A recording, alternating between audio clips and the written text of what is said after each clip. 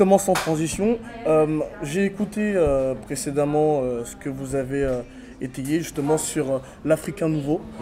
Selon vous, comment voyez-vous justement ce futur dont vous parlez et surtout, quelles sont les perspectives réelles que vous voulez donner à cet Africain?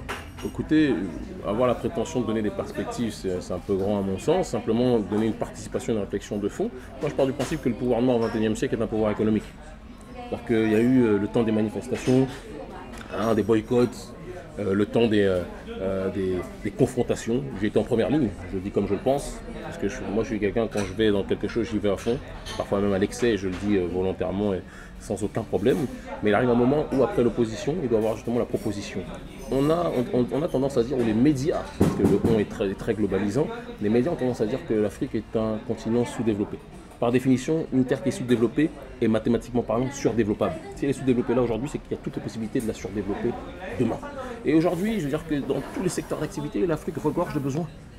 Le problème, c'est que je donne toujours cette image que l'Africain est un aveugle assis sur un banc en or massif et qui fait la manche. Quand je dis ça, c'est pas pour tous les Africains, il y en a qui entreprennent leur destin, qui réussissent et qui ont beaucoup plus même de moyens que nous, d'autres que l'ont moins aussi, mais c'est une réalité de manière globale, de manière générale. Notre population ne se rend pas compte de la richesse de son sol, ne se rend pas compte de la richesse des opportunités qu'il y a. Le tout, c'est d'être capable de proposer. Et dans le cadre des propositions, nous, on part de ce principe-là. Moi, je ne vais pas inventer des choses que je ne maîtrise pas. Mais dans le cadre du village qui est le nôtre, dans le cadre de la société qui est la nôtre, on a une société qui aujourd'hui est capable d'avoir un espace précis, une micro-cité dans laquelle toutes les activités culturelles africaines, toutes les activités économiques africaines, toutes les activités qui peuvent, corroborer à notre réalité politique, à notre réalité de vie, peuvent se rajouter, peuvent se greffer pour que justement le projet, même plus le projet, mais la cité qui est dans la diane puisse grandir. Donc quand il y a quelqu'un qui est un éleveur, quand il y a quelqu'un qui est un boulanger, mais qui cherche justement un espace où travailler, on a la possibilité au sein de la société africaine mosaïque d'engager les gens. Ils n'auront pas l'obligation de payer à grand prix, j'ai envie de dire, la location pour avoir les murs, pour pouvoir effectuer leur travail. Ça sera toujours des prix qui défient toute concurrence. Ils auront évidemment un retour sur investissement, c'est-à-dire plus tu vends, plus tu devras aussi donner à la société qui te loue l'espace en tant que tel. Mais c'est un prêté pour un rendu et pour justement être dans cet effort, dans cet élan, je parle africain, pour favoriser ceux qui veulent véritablement développer leur continent. On a cette possibilité-là aujourd'hui. L'intellectuel qui veut aujourd'hui créer une bibliothèque, je reviens dessus, même si bon, la lecture, c'est pas forcément ce qui rapporte le plus en Afrique, malheureusement depuis un certain temps, à part pour l'intelligentsia ou l'élite qui souvent est coupée du peuple. Celui qui est dans les projets culturels a la possibilité de faire aussi. Il n'y a pas si longtemps, j'étais avec un frère, le frère Didier Awadi, avant de rentrer au Sénégal. Pareil, il a des projets sur le terrain culturel, sur le terrain musical, sur le terrain panafricain qu'il veut mettre en place. Et c'est des espaces comme ceux-ci qui permettent aujourd'hui de ne pas avoir à passer par les États pour effectuer, j'ai envie de dire, notre tentative, notre volonté de liberté. Tu comprends ce que je veux dire? Notre vision, elle est là. C'est une maison, il y a différentes portes. Dans toutes ces portes-là, il y a des options, il y a des secteurs d'activité. Le boulanger n'est pas l'éleveur n'est pas le médecin n'est pas le journaliste. Moi, j'ai une radio que j'aimais à partir justement de Daladian Village. Pareil, j'ai la possibilité d'avoir cet endroit-là situé à l'intérieur de la localité de Daladian Village et ça me permet de payer les murs beaucoup moins cher pour le bureau en tant que tel que si j'étais à un autre endroit. Toutes les activités peuvent être corroborées autour d'un noyau qui est celui du foyer, de la résistance et de la compréhension de l'environnement dans lequel on est installé pour être dans une possibilité de développer un essor économique réel. Voilà, c'est notre démarche de fond par rapport à Daladian Village, dit de manière extrêmement synthétique. Sans transition, parlez-nous de votre retour en France. Alors, mon retour en France, je vous le dis, on savait qu'on était attendu, je le savais précisément. Quand je dis attendu, c'est pas par les intégrationnistes noirs, évidemment, mais par la rue. Et donc on avait des estimations qui ont volé en éclats par rapport à la réussite. D'ailleurs, vous avez assisté aux conférences aussi. Vous avez pu voir de vos propres yeux que ce n'est pas de la fabulation. On attendait par exemple au théâtre de la Main d'Or des 100-150 personnes. On en a eu entre 370 et 400, ce qui est énorme. Dieudonné dans son propre théâtre en réunit 270, 280. Après il y a les normes de sécurité, parce qu'à côté de ça il remplit des zéniths. Mais je veux dire, à part Dieudonné dans son théâtre, personne ne réunit ce qu'on réunit. C'est quasiment un record, pour ne pas dire un record. On a été à Bruxelles, pareil, carton plein. Il y a ce retour de la rue qui est en adéquation avec le fait que beaucoup ne pensaient pas qu'on était capable de rentrer et assumer notre politique. Et là, ils nous voient comme des gens, je parle de la rue, du noir, du bitume, ils nous voient comme des personnes qui vont au bout de leurs idées, qui vont au bout de leurs réflexions. Et je ne vais pas au bout de mon idée en Afrique pour me couper de la France, parce que je suis toujours en deal, en communication avec la diaspora. C'est une alternative que je donne. Là où aux États-Unis, ce qu'on appelle le milieu black nationaliste, parlait de séparation, on n'a jamais été dans cette séparation. On a cette démarche, nous, de parler de rapatriement. Et on effectue ce rapatriement tout en étant en connexion avec les nôtres de la diaspora. Et on offre une alternative. Il y a l'intégration forcenée pour ceux qui veulent être indivisibles dans la société française. Ils ne le seront jamais, mais je les laisse espérer. Il y a de l'autre côté ceux qui sont dans un développement communautaire indépendant, autonome, sans se dire français et fiers de l'être, mais qui ne sont pas non plus contre la France systématiquement parlant ou de manière stupide. Et ça, ce sont des gens que j'encourage. Et la deuxième facette de cette dernière voie que je viens de citer, c'est le rapatriement, aller au bout de sa pensée et contribuer au développement de notre continent tout en étant relié à la diaspora. C'est l'option dans laquelle on est. Et donc, il y a un gros succès d'estime. Objectivement, il y a d'ailleurs à ce sujet un article d'un journaliste du Monde qui a été suspendu. Le titre, c'était le triomphe de Kémy Séba. Comment ça s'appelait? Le triomphe de Kémy Séba à Paris. Non, retour triomphal de Kémy Séba à Paris. L'article a été suspendu parce qu'il était dit que l'article était trop élogieux, d'accord, sur le site internet du Monde, et parce qu'il a vu de ses propres yeux. Tout le monde a pété un câble de l'influence, tout le monde a halluciné de voir l'impact qu'avait celui qu'on présentait comme quelqu'un d'illuminé, quelqu'un d'extrémiste, quelqu'un qui n'est pas en adéquation avec les réalités. Apparemment, on a plus de succès que beaucoup de gens dans notre sphère politique, si ce n'est que par rapport à la plupart des gens, on a plus d'audience que ces derniers. Donc les choses sont en train d'évoluer. Ce qui se passe aujourd'hui n'aura pas été possible il y a 2 ans, n'aura pas été possible il y a 3 ans, mais parce qu'on est dans une démarche de fond. On est dans un travail de longue haleine. J'ai commencé depuis 14 ans l'activisme politique. Cet activisme a connu différentes adaptations. Le fond n'a jamais changé. Mais au fur et à mesure que le temps a passé, on a été encore plus en harmonie avec la réalité du terrain. Et c'est ça qui fait qu'aujourd'hui, on a un retour de ces derniers. Voilà. Justement, pour aller plus dans le fond, votre retour est surtout dû à la promotion de votre livre Supranégritude, qui relate un peu justement les faits de votre vécu. Très surprenant d'ailleurs.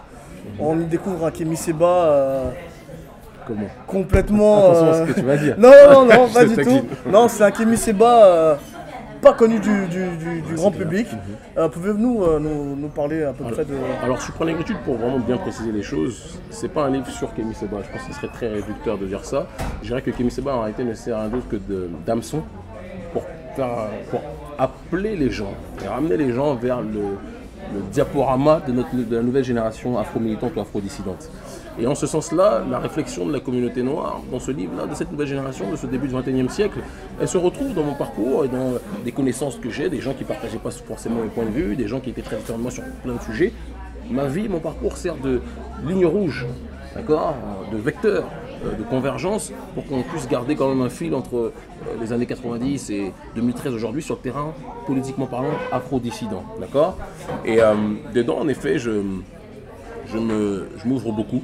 Parce que la démarche de ce livre, c'est d'être dans une logique iconoclaste, casser le cliché qui est qu'il faut qu'on soit toujours dans une démarche d'encenser notre communauté, être capable de regarder nos qualités et de regarder profondément nos défauts.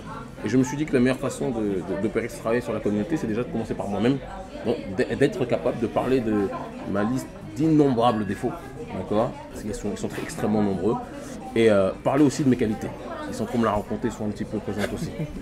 Et faire en sorte d'avoir cet équilibre, et par la suite d'ouvrir la porte à la communauté et de parler maintenant de ce qui nous ralentit et de ce qui nous fait avancer. Donc c'est un livre de fond, un livre d'une réflexion qui, je sais, a touché bien au-delà. Et c'est ça qui m'a choqué, je suis très content de cette réalité-là. Ça a touché bien au-delà de ma simple sphère communautaire. Tu le vois dans les différentes conférences où on va, il y a des gens de toutes les couleurs qui viennent acheter le livre, même s'il y a une majorité d'afro-descendants évidemment, mais qui a touché au-delà même de notre génération. Il y a des gens, il y a des mamies de 70 ans, pas plus tard qu'il y a 2 semaines qui étaient là. La semaine dernière, c'était une maman de 67 ans qui était là aussi. Les gens sont dans une optique aujourd'hui de voir une réactualisation de la conscience noire.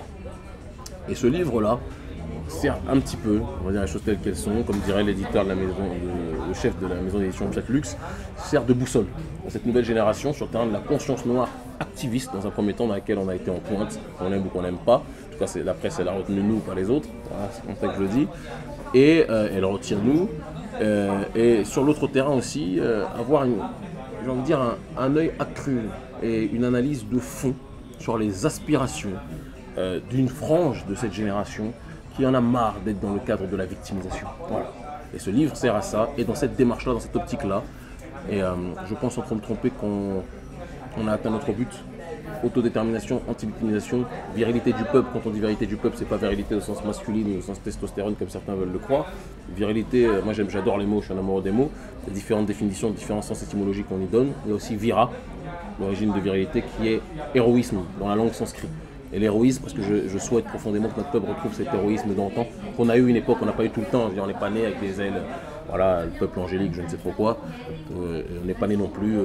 En 2013, on ne va pas parler des pharaons tout le temps. Il faut qu'on soit des pharaons à l'intérieur de nous-mêmes. Donc on essaie d'agir et voilà, qu'on puisse reconquérir notre propre dignité. Pour l'instant, pour beaucoup d'entre nous, ce n'est pas le cas.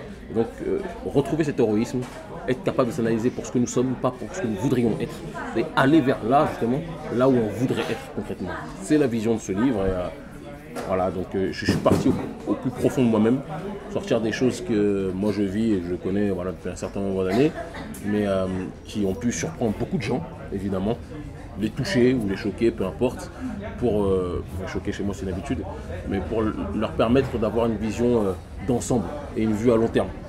Si tu sais d'où part le raisonnement d'une personne, tu peux savoir où est-ce qu'il va aller après. Et donc j'ai été très loin dans la racine pour pouvoir expliquer un certain nombre de choses dans cet ouvrage. Et, d'après les retours que j'en ai, c'est un livre qui se situe dans la lignée en tout cas des aînés de la conscience noire, mais qui n'est pas dans la logique de les copier. Alors que moi j'ai toujours détesté, les gens me parlent de Sankara, Lumumba, Malcolm, etc. J'apprécie profondément ces frères. Mais je ne vais pas passer mon temps à me masturber intellectuellement sur eux ou à porter leur t-shirt, etc. Parce qu'ils ne sont pas morts pour qu'on les idolâtre. Ils sont morts pour qu'on puisse prendre le relais. Pour finir, quel est le message que vous pouvez adresser à nos lecteurs qui nous suivent? Alors très simplement, la paix et affection. Je crois que vous êtes camerounais, comment on dit paix et affection dans l'une des langues de ton pays. Hein? Bon, en tout cas, on va dire olabo dans ma langue, ça veut dire au revoir. Et je pense à vous fortement, sachez que ce que je fais pour ma communauté. Ceux qui doivent le savoir le savent et ceux qui en doutent aujourd'hui le sauront demain. Et c'est en étant ensemble, malgré nos divergences, qu'on sera les plus forts. Je suis quelqu'un qui n'hésite pas, je le dis comme je le pense, à taillader souvent. Parce que pour moi, la vie est un game. La vie, c'est pas une histoire où on est tous Mamadou au pays des merveilles ou quand on dit Sissoko. Les choses sont un peu plus complexes que ça. On est en guerre perpétuelle et donc moi je pense que la société n'a pas besoin de mal dominés. Elle a besoin de mal dominants. D'accord, ou de femmes qui sont solides sur leurs pieds et non pas de femmes qui sont écrasées. Et en ce sens-là, je n'hésite pas parfois ça peut choquer, à bousculer certains des miens pour leur permettre de se réveiller, comme moi-même j'ai été bousculé. Cette méthodologie marche chez certains, cette méthodologie en repousse d'autres. C'est la vie. Moi en tout cas c'est le chemin que j'ai choisi et le temps finit par me donner raison parce qu'on était 40 en 2006. Il y a plus de 12 000 personnes qui se reconnaissent dans le travail qu'on mène aujourd'hui, donc c'est qu'il y a eu quand même une progression excessive qui se retranscrit dans le terrain, sur le terrain, dans les conférences que l'on fait, dans les livres que l'on vend, ça avance. Et je suis content de cette réalité. Voilà. Merci Kémy Séba d'avoir été félicitations. Félicitations. Merci infiniment. Et retrouvez-nous sur afrocan.com.